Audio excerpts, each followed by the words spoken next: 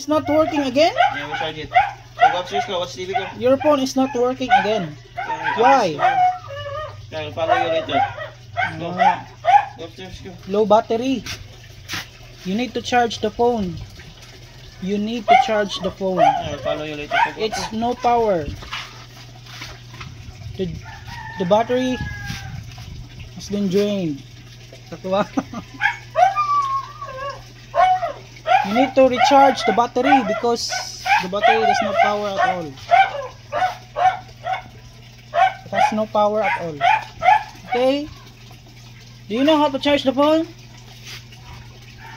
Charge the phone. Where's the phone? I will teach you how. Get the phone. Get the phone. I will teach you how. I will charge it. No, but I will charge it.